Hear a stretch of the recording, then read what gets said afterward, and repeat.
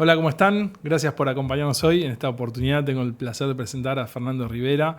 Fernando es ejecutivo de recursos humanos con más de 30 años de experiencia.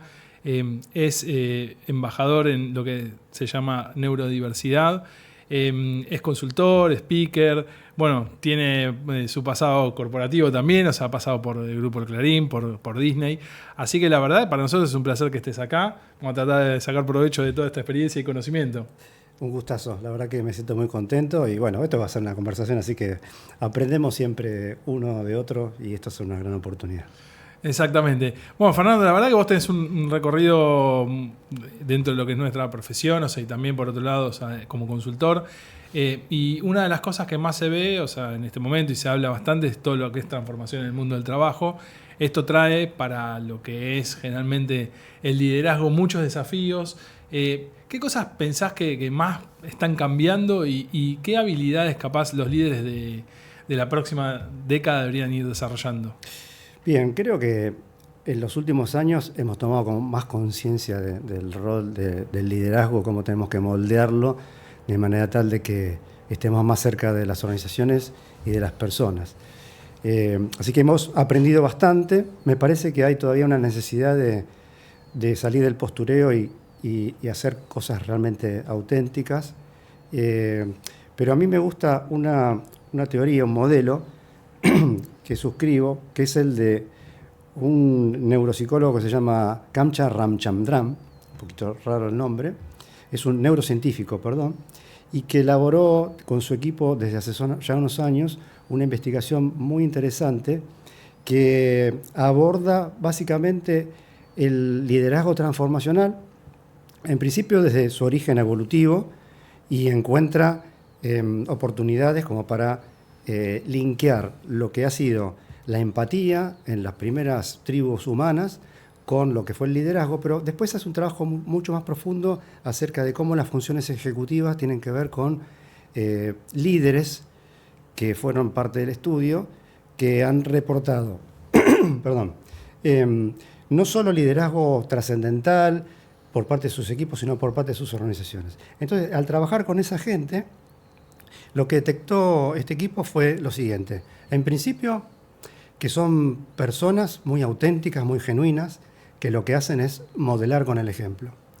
La otra cosa que el estudio arrojó es que justamente hay una forma de trabajar lo que ellos llaman el perfil prosocial. ¿Qué quiere decir? Que se apunta al bienestar, al bien común, y ese estilo de liderazgo prosocial lo que establece es la posibilidad de que haya el análisis o el juego, el libre juego de las diferentes perspectivas.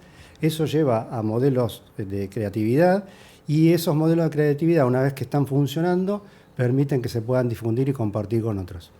Y esos líderes transformacionales, según este estudio neurocientífico, también lo que muestran es que son personas que están despojadas de aferrarse a ese rol. ¿Viste? Decir, bueno, yo me aferro con uñas y dientes a mi posición.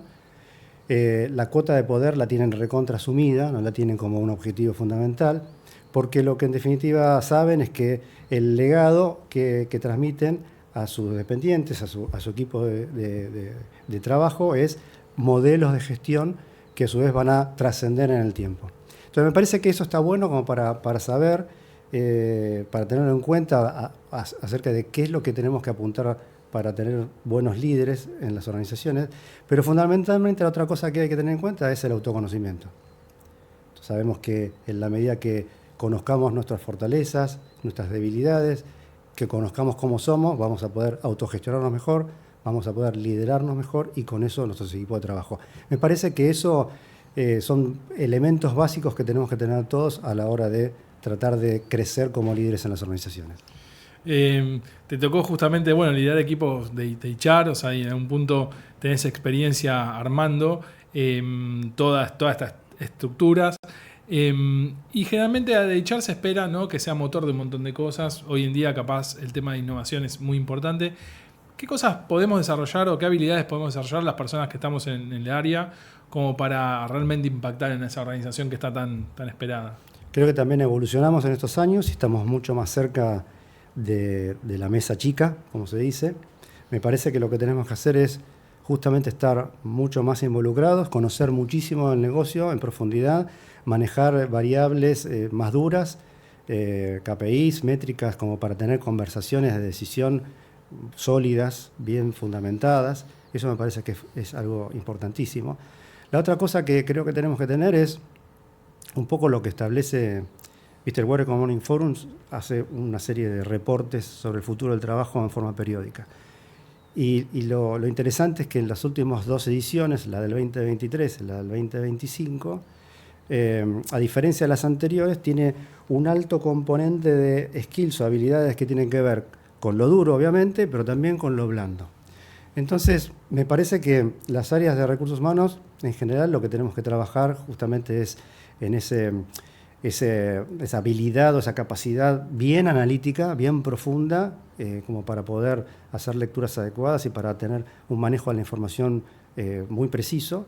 La otra cosa que tenemos que tener es esa capacidad innata y eterna de aprender permanentemente, que nunca se agote.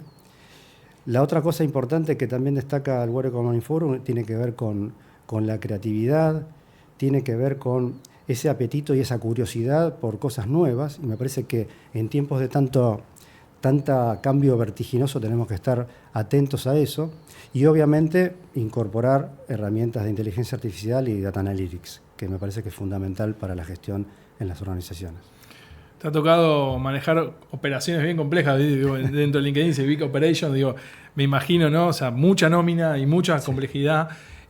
¿Cómo te hubiera ayudado la inteligencia artificial, ¿no? O sea, en los momentos que estabas, ¿no?, desarrollando estas primeras, ¿no?, temas de analytics, temas de reportes? ¿Cómo te hubiera ayudado? Muchísimo, porque de alguna manera ya en ese momento lo que hacíamos era tratar de buscar automatizaciones, buscar justamente trabajar y aprender mucho sobre data analytics, generar patrones, generar predeterminar o predecir determinadas cuestiones. Y cuando hay tanto trabajo transaccional, tanto trabajo de back office en todo esto, es fundamental. Hoy estaríamos haciendo maravillas con eso, pero así todo me parece que recursos humanos todavía tiene mucho para incorporar en ese sentido. La presencia de la inteligencia artificial hoy es un desafío, creo que después vamos a profundizar un poquito más, pero lo que tenemos que hacer es salirnos de eso, de utilizarla o utilizarla el ChatGPT como un mero Google, y realmente hacernos expertos en lo que son las herramientas como para que le saquemos el mayor jugo posible. Respecto a hablas de tendencias, ¿no? Y a veces generalmente nosotros vemos tendencias en el mundo, ¿no?, y que llegan un poquito más lento, ¿no?, a estas regiones, sí. Y generalmente somos más estamos adaptando algunas medidas más tarde. ¿Qué cosas ves que están pasando en el mundo que quizás dentro de Latinoamérica todos estamos mirando o incluso todavía no tenemos dentro del radar? Mira, creo que hay una tendencia, y es que siempre estuvimos unos pasitos atrás de varias cosas. A mí me parece que es el momento de que hagamos una lectura de cómo somos. Más allá de los sabores locales de cada país, cada idiosincrasia en Latinoamérica, podemos llegar a decir que es un continente geopolíticamente muy interesante, porque salvo excepciones, no hay conflictos grandes, no hay guerras, y hay como una matriz muy interesante también desde el punto de vista de lo energético, de los recursos naturales, como para que tomemos conciencia de toda esa riqueza. Creo que tenemos todavía asignaturas pendientes. Por un lado, tenemos que manejar esa dicotomía entre un gran capital humano de nuestra gente, de nuestros habitantes, y por otro lado, esas asignaturas pendientes en lo social. Y hablando de las empresas, yo creo que deberíamos las compañías, las organizaciones, ocupar roles donde el Estado no está, como verdaderos generadores de cambio social y de impacto económico, porque es un buen vehículo para generar justamente esa transformación en nuestra región y en el mundo. Y en ese sentido, recursos humanos, atándolo con esto, me parece que tiene mucho trabajo para hacer a la hora de articular lo que es el mundo de la educación con el mundo del trabajo. Sigue habiendo todavía una disociación tenemos que tender puentes entre ambos mundos como para que aceleremos un poco la transformación. Y la otra cosa a tener en cuenta en nuestra región es que la gran mayoría, más del 90, casi 100% de las organizaciones o empresas son pymes. Entonces, tenemos que tomar conciencia de eso.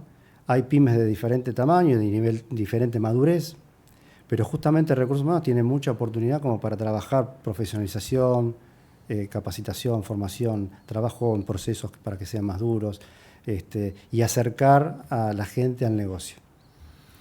Ahí en eso de atraer, o sea, y traer a la gente al mercado, hoy hay bastantes desafíos, creo, ¿no? Se habla, por ejemplo, de la falta de habilidades o de skills. Entre esas, ¿y qué otras cosas estás viendo como principales capaz desafíos que tienen las empresas para atraer el talento hoy? Bien. Me parece que, bueno, me traes a un tema que ya es una de las cosas que más me gustan y que tiene que ver justamente con el mundo del talento. Me parece que tenemos una gran oportunidad, yo hablo mucho de esto, de trabajar la diversidad cognitiva y en ese sentido rediseñar procesos y políticas que tenemos en las organizaciones que ya tienen varios años. Obviamente hay empresas que están muy, muy evolucionadas a la hora de atraer y retener el talento. Hoy ya tenemos procesos justamente de entrevistas con inteligencia artificial, pero hay muchas asignaturas pendientes para resolver. Por ejemplo, los sesgos de la inteligencia artificial en los procesos de selección. Tenemos también mucho trabajo para hacer desde el punto de vista de cómo nos mostramos como marca empleadora a la hora de ser diversos e inclusivos, pero también, insisto, desde el punto de vista de la diversidad cognitiva. Entonces, me parece que, hablando de talento, tenemos muchísimas cosas que hacer y que predicar y trabajar quizá con pequeños pilotos en cuanto a que incorporemos personas que tengan miradas, perspectivas diferentes, y ahí está el verdadero talento. En un mundo con escasez de talento, donde todos nos estamos robando a las personas valiosas, y hablando específicamente de un tema que sabés que lo trabajo mucho, que es neurodiversidad o neuroinclusión, hay un montón de gente que está fuera del mundo del trabajo, que tiene enormes skills, que trabajados adecuadamente pueden redundar en beneficios importantísimos para la organización, pero hay que saber hacerlo. Y entonces hay que instalar esa conversación porque en definitiva nos va a resolver un montón de cosas. Hay empresas que ya lo vienen haciendo, que son pioneras, se lo vienen haciendo hace varios años, y los resultados son espectaculares. Ahora, como para ir al concepto, ¿no? Que está buenísimo que abrimos la puerta. ¿Cómo definimos la neurodiversidad? Buena pregunta. Es un concepto que fue acuñado por una socióloga australiana hace ya unos años, que se llama Judy Singer, en su tesis doctoral, y que apunta no a ser un concepto ni científico ni académico, sino social, ¿sí? Y hoy es importante porque Google lo reporta como una neurodiversidad, como una palabra que ha crecido en los últimos 3 años 20.000 veces en las búsquedas. En la búsqueda. Así que realmente el tema se está instalando afortunadamente, pero básicamente la neurodiversidad, el concepto de neurodiversidad se refiere a la forma en que cada uno de nuestros cerebros identifica, recibe, procesa la información y la transforma en comportamiento. Solemos decir que, así como sabemos desde ya varios años que nuestras huellas dactilares tienen un dibujito que es único e irrepetible, nuestros cerebros tienen una constitución, un cableado, un hardware que es único y propio de cada uno de nosotros. Entonces eso nos permite decodificar los estímulos que recibimos a través de los 5 sentidos, los estímulos que tenemos o los sentidos que tenemos dentro de nuestro cuerpo, decodificar, transformar, identificar toda esa información, procesarla y después, como decía, volcarla al mundo. Entonces, naturalmente vemos las cosas diferentes, con alguna perspectiva diferente, naturalmente tenemos forma de sentir las cosas de una manera diferente, y esa riqueza, esa diversidad es a lo que llamamos justamente diversidad cognitiva, y el concepto de neurodiversidad tiene una similitud con lo que es la biodiversidad, porque sabemos que la biodiversidad es imprescindible para que exista la vida en el planeta. Bueno, la neurodiversidad es fundamental para que exista la evolución humana como tal. Desde que existe el Homo sapiens, sabemos que hay una mayoría, que llamamos neurotípica, que es la que ha diseñado al mundo como lo conocemos. Ujú.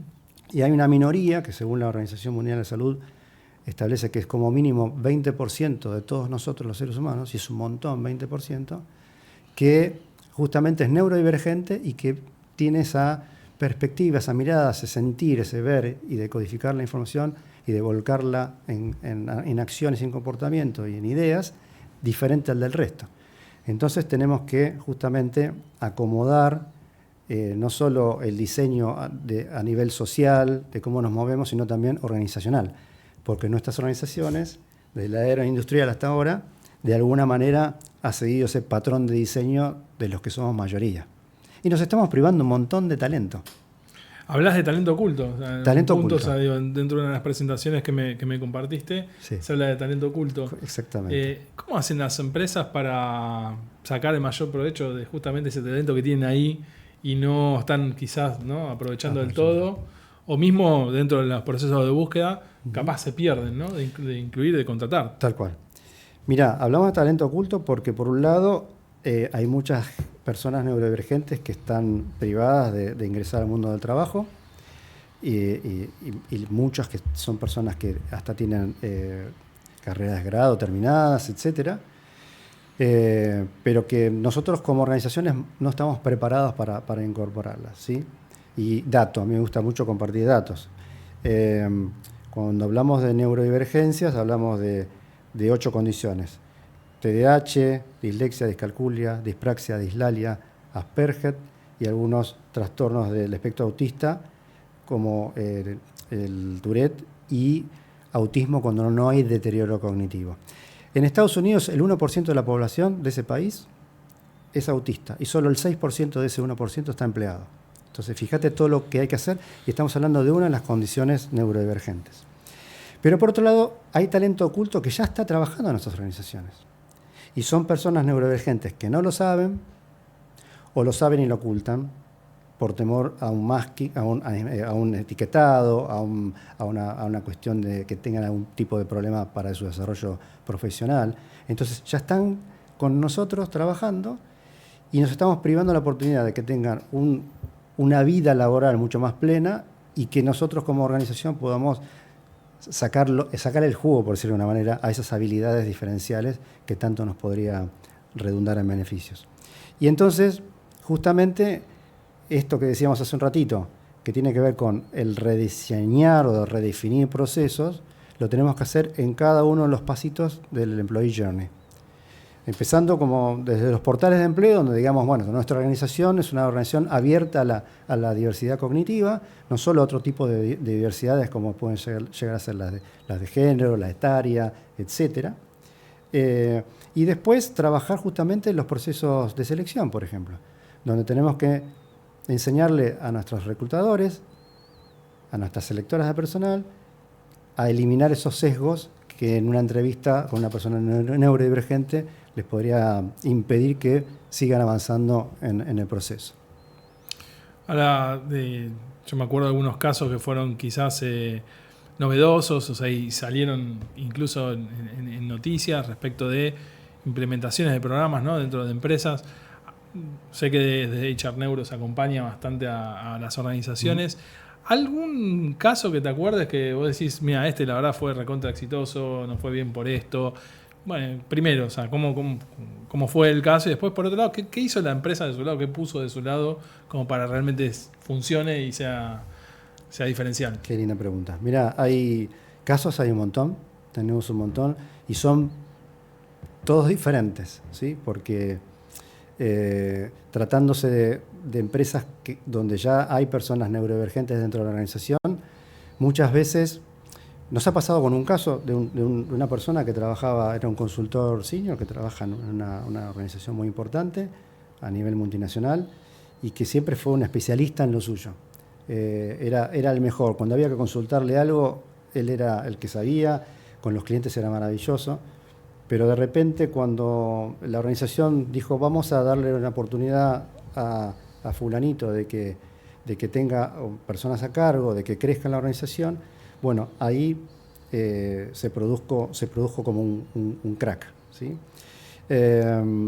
Y esta persona empezó a performar mal, sobre todo con presentaciones orales, con el manejo de algunos informes y demás.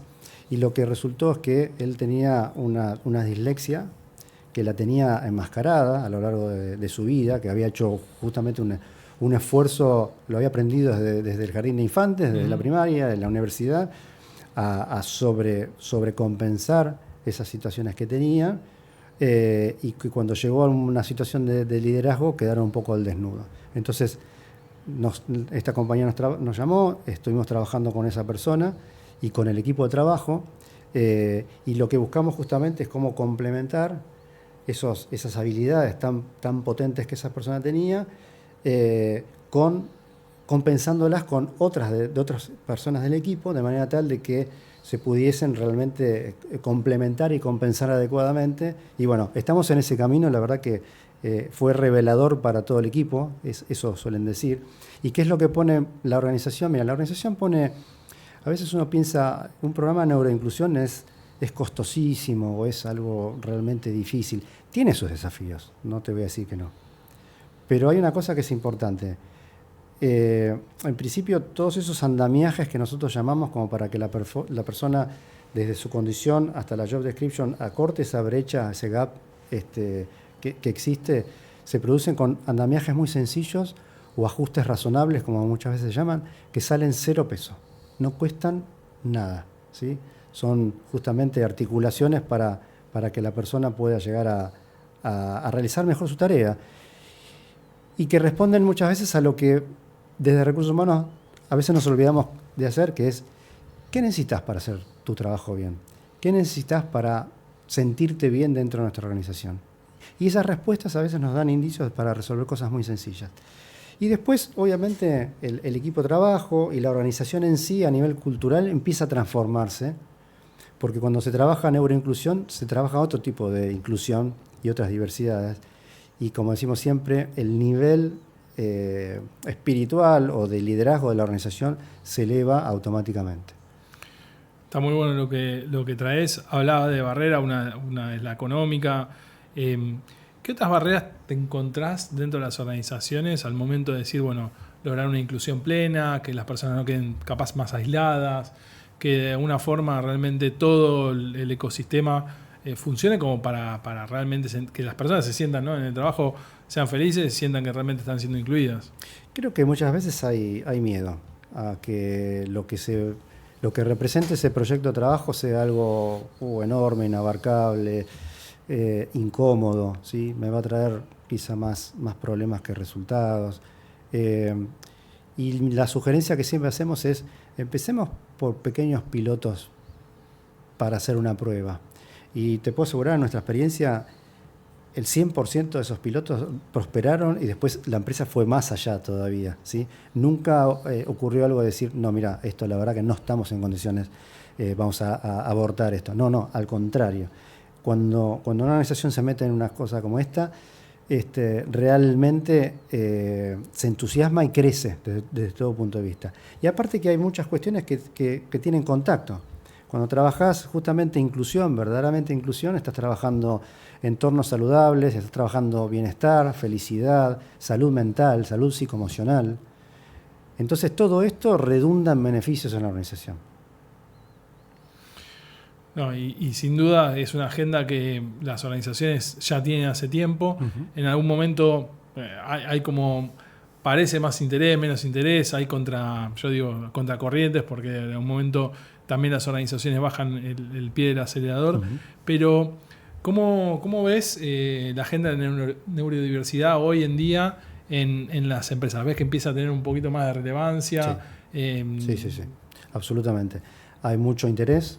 De hecho, tenemos justamente parte de nuestro propósito es el de la divulgación, y estamos permanentemente dando charlas, conferencias, talleres, workshops en diferentes ámbitos, en empresas, en foros empresarios, en cámaras, en escuelas de negocios, en universidades. O sea, el tema se está instalando cada vez más, Cada vez más hay gente que se interesa, se involucra y se forma como para trabajar esto, y eso es buenísimo.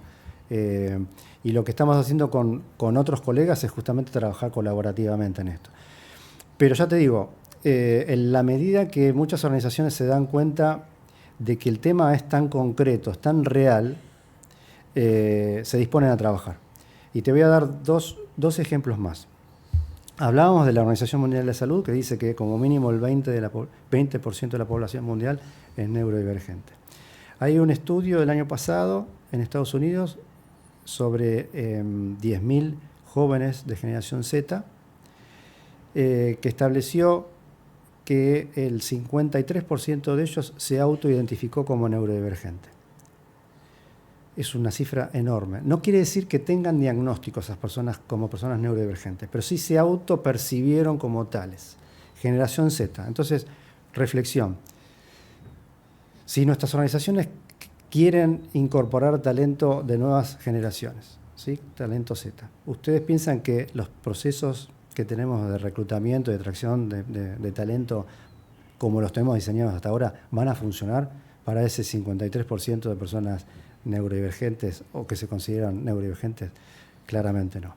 La otra cosa tiene que ver con que hay organizaciones que, como bien dijimos hace un ratito, nos invitan a trabajar con personas neurodivergentes que están dentro de sus equipos de trabajo. Pero otras que dicen, mira, la verdad que todavía no, pero en estos talleres de sensibilización salió tan fuerte este tema que tenemos un montón de colaboradores que son papás y mamás de chicos y chicas que son neurodivergentes. Y habrás escuchado cada vez más niños y niñas que tienen TDAH, que ya los llaman del colegio porque tienen algún tipo de comportamiento o de performance académica que hay que trabajarla en conjunto. Entonces, también hay tenemos programas para los papás, para que sean justamente ejecutivos exitosos o colaboradores exitosos que cumplan su rol y su tarea y que compatibilicen eso con ser papás presentes. Y cuando eso se hace, también la organización acompaña, culturalmente acompaña, y está generando un entorno seguro y de bienestar adicional, y justamente a esas personas, a esos papás que están atravesando una situación difícil, porque, ya te digo, los llaman del colegio, tienen una agenda con médicos un poquito más abultada que en términos generales, y que están preocupados por, bueno, mi hijo o mi hija, el día de mañana, ¿cómo se va a insertar en el mundo del trabajo? Bueno, se les está dando herramientas desde el punto de vista desde el lado de la empresa para acompañarlos, y te puedo asegurar que el engagement que genera eso es enorme. No, totalmente. Bueno, yo hace algunos años, en una de las empresas que estaba trabajando, una de las primeras neurodiversidades que salió fue el tema de dislexia, que lo trajo un padre, o sea, que justamente estaba interesado, y a partir de ahí hicimos programas y llevamos, como decís vos, ¿viste? Es primero un conocimiento y segundo, qué herramientas vos les podés brindar a otras personas que capaz están en la situación y no saben por dónde empezar. Y vuelvo a algo que dijiste que me parece súper importante, ¿no? Donde no está el Estado, a veces las empresas creo que tienen una responsabilidad un poquito más grande de tratar de acompañar, o sea, de impactar a la sociedad. Absolutamente, porque en definitiva creo que tenemos un rol social que por otro lado nos conviene y nos sirve a las empresas, ¿sí? Porque en la medida que estemos más cerca de la realidad humana, de lo que está pasando, hacemos un bien, pero también diseñamos y entendemos mejor productos y servicios para nuestros consumidores, para nuestros clientes. Entonces, me parece que empezar a trabajar y abrazar la neurodiversidad cognitiva no solo nos hace un bien, un beneficio para nuestra organización, impacta en resultado de negocio, sino que también estamos cambiando positivamente la vida a un montón de personas que están transitando por esto. No, totalmente. Bueno, y creo que es un camino que está buenísimo porque todo el que descubre nueva oportunidad de ayudar desde las organizaciones no vuelve más, no regresa más. Hablamos hace un ratito de IA, ¿no? Y creo que la inteligencia artificial es otra de las cosas que está muy en agenda. ¿Cuáles ves principalmente que son las los impactos que están teniendo en las organizaciones y de qué manera capaz podemos bajar un poco la ansiedad de las personas, ¿no? Al momento de adoptarla, ¿no? Porque hay mucho de impacto en lo humano, Sí. ¿no? Que tiene que ver con empezar a usar las herramientas, pero a veces por priorizar lo tecnológico nos olvidamos de la parte más social. Qué buena pregunta. Mira, creo que estamos viviendo tiempos en la humanidad que son realmente desafiantes y que desde el punto de vista de la neurociencia representan un desafío evolutivo. Tuvimos hace 5 años una pandemia global. La lectura que hizo nuestros cerebros de eso fue justamente estamos ante una situación de supervivencia de especie y ahora un segundo caso es el de la inteligencia artificial, que estamos empezando a tomar contacto de lo que puede llegar a ser esto, pero realmente nos va a revolucionar. Y creo que todavía no vamos a estar saliendo de esto de incorporar inteligencia artificial y el mundo de la robótica, el mundo de la biotecnología, de la nanotecnología en temas de salud humana, de evolución humana. Todo esto va a venir ya, en 5 o 10 años, no más. Entonces, me parece que una de las recetas es, con las herramientas que tengamos, empezar a tomar contacto con estas nuevas tecnologías, con esta nueva realidad, como para que, así como ocurrió hace muchos años con el WhatsApp, que era una cosa disruptiva, hoy la tenemos totalmente asimilada y forma parte de nuestra vida. Entonces, con la inteligencia artificial, de alguna manera tenemos que hacer el mismo proceso. La otra cosa que a mí me parece importante es que la inteligencia artificial obviamente nos interpela, ya está generando impactos. Por fuera de Charneuro estamos trabajando también, sabes, con consultoría de recursos humanos y con un equipo especialmente que estamos trabajando lo que es impacto de la inteligencia artificial hoy en los puestos de trabajo, cualesquiera sean, en esos raviolitos del organigrama que se van redefiniendo, y hablo de organigramas líquidos yo, porque en definitiva podemos llegar a tener personas muy talentosas que rápidamente dejan de hacer cosas que la inteligencia artificial las puede hacer. Entonces tenemos que saber cómo compatibilizar esa incorporación de herramientas para poder justamente gestionar personas humanas y agentes de inteligencia artificial como líderes de la misma manera. Y cómo poder articular el conocimiento humano con el de la inteligencia artificial.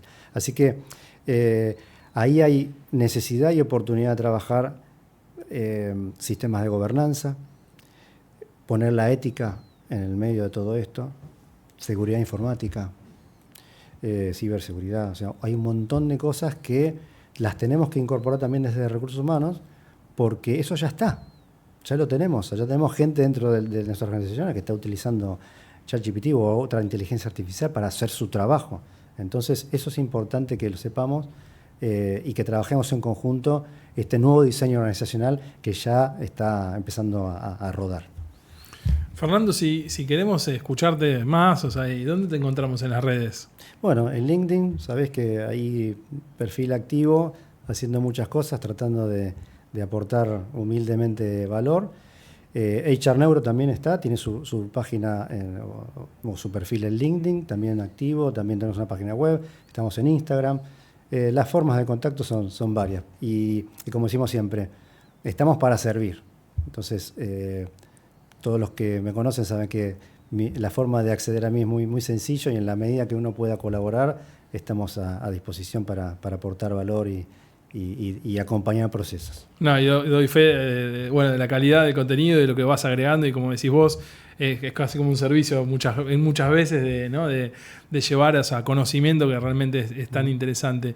En tu experiencia, bueno, no vamos a hablar de los años porque los dos tenemos muchos años en el rol, pero mirando para atrás y también hacia lo que viene, ¿no? ¿Qué le recomendarías a alguien que se está formando en recursos humanos? O sea, ¿qué camino viene? O sea, ¿y qué cosas debería tener en cuenta como para hacer una historia interesante hacia adelante? Recursos humanos, capital humano, el mundo de las personas en las organizaciones es maravilloso, es fascinante, Con lo cual, si tienen la verdadera vocación, adelante porque hace falta. Después, lo que tiene recursos humanos es que es tan amplio el espectro, desde cosas más hard, por decirlo de una manera, compensaciones, beneficios, payroll, etcétera, pasando por tecnologías, llegando más a la parte blanda. Hay muchísimas cosas para hacer y en la medida que encontremos cuál es nuestra vocación, cuál es nuestro propósito como agentes justamente de recursos humanos, vamos a poder tener oportunidad de especializarnos y realmente aportar el valor que hace falta en las organizaciones. Así que yo sugeriría eso, el detectar cuál es ese match entre el propósito personal, el propósito de la organización, saber de qué manera vamos a poder aportar valor y construir. Y me parece que es fundamental, la inteligencia artificial también nos interpela para saber de qué manera somos más humanos, cómo podemos humanizar mejor las organizaciones, que es algo que nos obsesiona a nosotros. Y hay una cosa interesante que a veces lo comento en charlas donde hay alumnos y digo, mira, hay 2 libros que tienen el mismo nombre. Que el nombre es ¿Qué nos hace humanos? Uh-huh. ¿Sí? Me parece que eso es fundamental ahora en época de inteligencia 100%. artificial. ¿Qué nos hace humanos? Un libro que es el de Michael Gazzaniga, que es un gran padre de la neurociencia, que lo escribió hace unos años, y que es un libro muy profundo, muy importante. Y otro es un libro que salió el año pasado, si no me equivoco, con el mismo nombre, escrito íntegramente por la inteligencia artificial. Interesante. Íntegramente. Entonces, yo lo que les invito es, porque las dos miradas son realmente complementarias y muy ricas, los invito a leer ambos libros y que tratemos de entender y de detectar qué nos hace humanos, porque ese va a ser el verdadero desafío en lo que viene. Ante la robotización, la automatización, la inteligencia artificial, todas las herramientas digitales para la gestión de recursos humanos, ¿cómo hacemos para que recursos humanos sea el verdadero guardián de la humanidad en nuestras organizaciones? Bueno, queda menuda tarea. Fernando, ¿algún mensaje final que te gustaría dejarnos? Bueno, esto que decíamos recién, y hay una frase que ayer la comenté también en otra charla, que a mí me gusta mucho, dentro del entorno de lo que es neurodiversidad. Ustedes saben que hay una compañía que es Microsoft, que viene trabajando un programa hace ya 10 años, cumple este año, 2025, muy interesante. Y una de las gestoras de este programa es la directora de accesibilidad. Y ella dice que lo importante de lo que está pasando en el mundo hoy, de las nuevas generaciones, es que justamente la gente busca formar parte de empresas que reflejen humanidad. Entonces me parece que ese va a ser el gran desafío de recursos humanos en el futuro, de que seamos justamente, como decíamos recién, guardianes de la humanidad, de que estemos muy cerca del negocio, de que codiseñemos la estrategia, porque justamente va a estar centrada en personas, pero que aseguremos de que la variable humana va a estar siempre presente en nuestros equipos y en nuestras empresas. Bueno, muy bueno. Me encanta, Fernando. Bueno, la verdad, un placer tenerte. Espero que en algún otro momento seguramente nos vuelvas a visitar para seguir viendo cómo va avanzando esto. Y bueno, gracias por venir. El agradecido soy yo. Bueno, nos vemos la próxima.